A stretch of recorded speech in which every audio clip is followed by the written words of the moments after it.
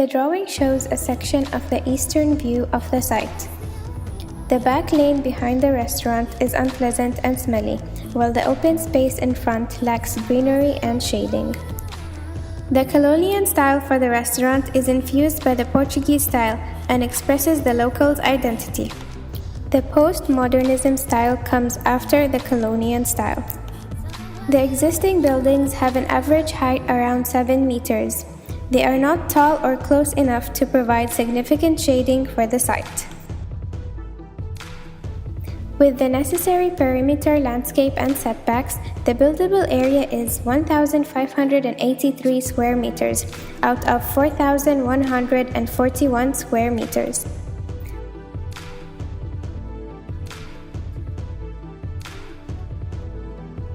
With a plot ratio of 1:6, the maximum floor area is 9,493 square meters, an estimated floor area of 1,500 square meters for each floor. The site is a vast open space. The lack of shading devices along with the sun's direct exposure during the day exposes the site to high levels of temperatures from morning to evening. The largest wind density flows to the site from the southwest open sea. The highest rain precipitation on site occurs in November, while the lowest occurs on February.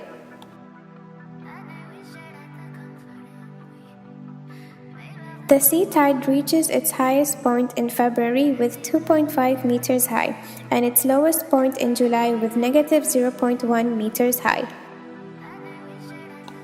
Malacca in general consists of many districts, and this is further narrowed down to the major 4 districts which were most prominent on our site. The residential district occupies almost 80% of the site. Next is the commercial district, which is inclusive of food shops, hotels, as well as some other small businesses. The institutional district consists of a tabika, convent school, and a university. The final district present in this site is the religious district. Being a community that is spiritually strong makes the chapel a very important part in that area.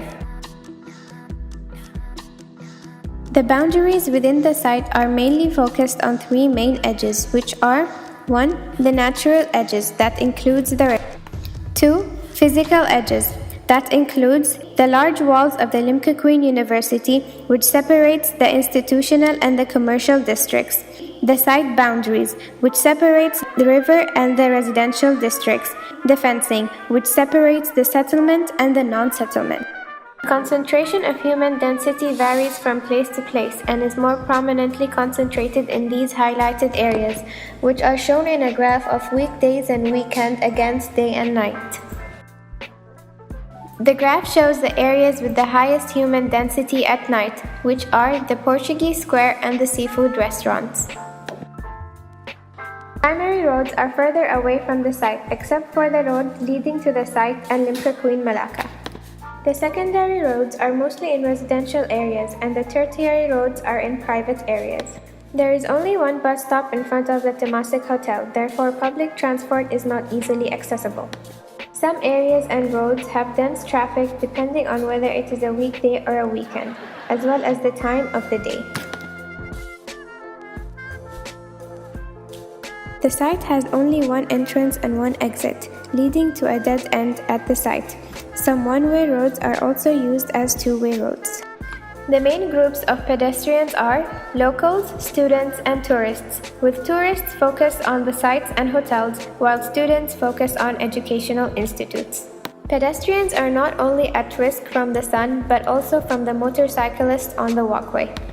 Some of the landmarks around the site are the convent school, the Portuguese Square, Temasek Hotel, the Chapel of Our Lady of Immaculate Conception, and Limca Queen Malacca.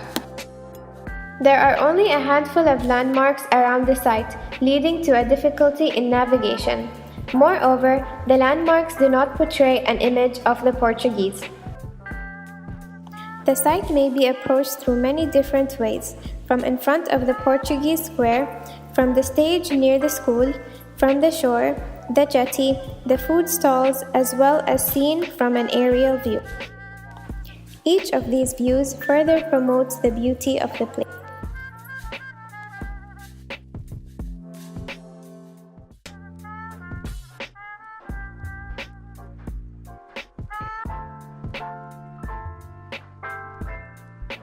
Being originated from the Portuguese culture, this site respectively follows the footsteps of the colonial architecture. The materials mainly used at this site is gravel and stone were used to break the strong wave impact to the shore. The tar road as the parking bay as you approach the site. Pavement tiles were used for the main flooring as well as the jetty. Mat tiles were used for the main pedestrian walkway along the shore and the interior of the food court building. The site has a very welcoming sense. Upon entering the site, you will be drawn towards the sea view, while at night you will be drawn into an interactive, spontaneous community.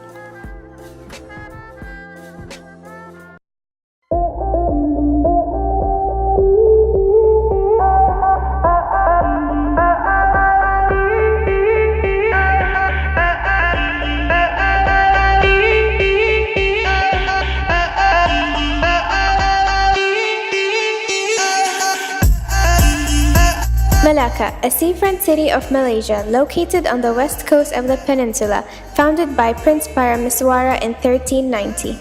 Known as the Jewel of Asia at its time, attracting international trade from Arabia, India, Indonesia, Japan, China, Persia, Ceylon, and Bengal. Malacca's famous international port caught the attention of one of the largest armies dominating the Atlantic, Indian, and Pacific Oceans. The Portugal army was one of the largest explorers at the time, sailing with an attempt to colonize Malacca and succeeded in 1511. After its colonization, the Formosa fort was built to protect the city from outside enemies. The Dutch army sailed to free Malacca from the Portuguese. Unfortunately, the Portugal army lost, fleeing to sea, leaving their own behind. Those forgotten fled to inner parts of Malacca, and others were captured. In 1824, the Treaty of London was signed between the Dutch and the British, exchanging Bencoolen in Sumatra for Malacca.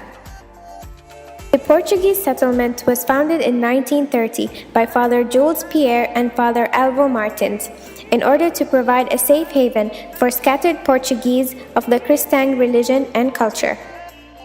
Lands were purchased in 1936 by the Portuguese settlement from the British. Since then, the area was declared as a Portuguese settlement area by the Malacca state government with 120 Portuguese citizens. Today, Portuguese living within the settlement practice their culture and religion freely, accepting mixed marriages between the Portuguese community and the local Indian, Malay, and Chinese community, resulting in a unique cultural and traditional landmark. When after the Portuguese left, the Portuguese went back to Portugal, they left us here, without schools, without books. But we still carry on speaking the old Portuguese, which we call Portuguese Antigo, which is we call the old Portuguese. So that's why we have our traditions here. We have the introdu, which was just about a month ago, passed already. There's splashing everybody, water and all that. And then you go into Lent. Now it's Lent season, so fasting and abstinence. So then we have our Festa San Antonio, which we don't really celebrate. Only we go to church, only that church, and then come Festa San Pedro. Then we'll have about 3 to 5 days. What do you call this? Carnival.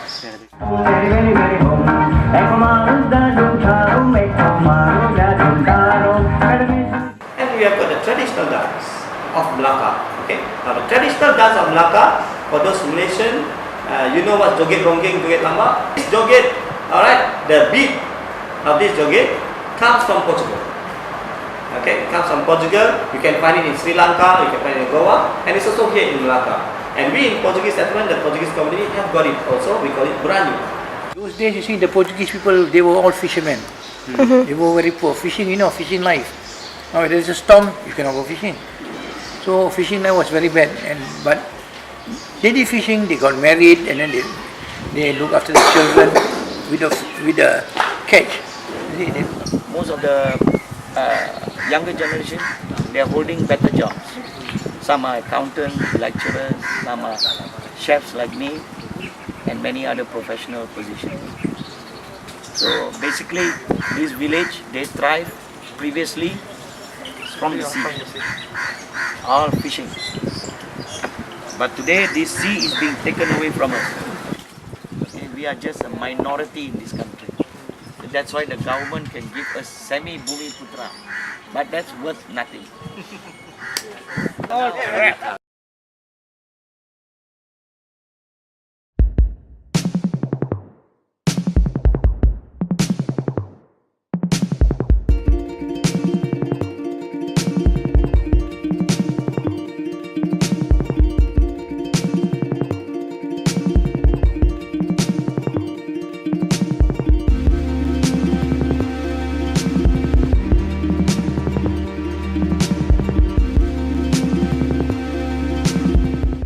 The main issue in the Portuguese settlement is the reclamation project. Today, more than 6 acres of seafront land is claimed by the government to build new developments such as the Lisbon Hotel and Limkokwin University.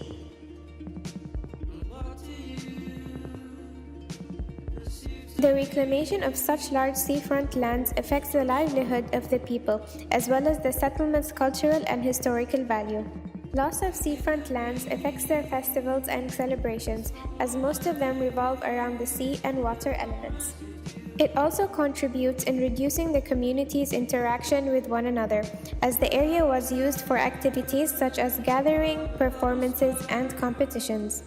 The economy of the settlement was also affected by the reclamation project, as many of the locals depend on the sea as a source of income. The loss of land led to a decrease in fishing that resulted in a decrease in catch and income. Therefore, they are forced to venture deep into the sea, putting their life at risk without proper equipment.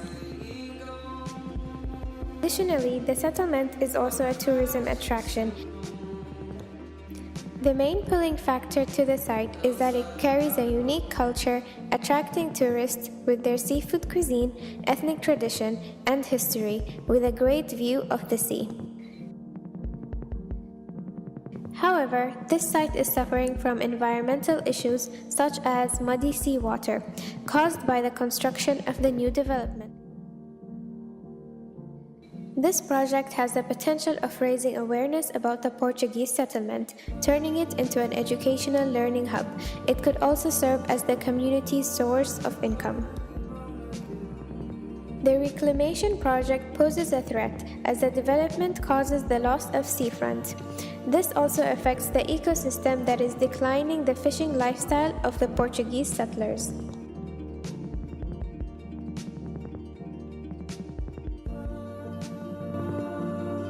This UNESCO Centre, in line with the issues concerned about the Portuguese settlement, several programs are created, such as Culture and Arts, a Visitor Interpretive Centre, and an Ethnic Education Centre, in the form of galleries, theatres, and communal spaces. As an outcome, this creates a platform for the youth to be trained in various cultural skills, resulting in greater exposure for the youth and the community. In response to the environmental issues found on site, the proposals are: firstly, creating an abundance of softscape to help shade the area, reducing the direct sun radiation. Secondly, making full use of the sea breeze in the design by maximizing the openings in the direction of the largest prevailing wind. The first president study chosen is the Barton Community Centre that was built to facilitate the community's needs in response to the city's West Torrent objectives. The programs held within the building are based on the usability and multifunction of the space, where the meeting halls, covered with acoustical panels, were strategically located next to the parking lots for ease of access, while the other activity areas were located next to an open interactive landscape.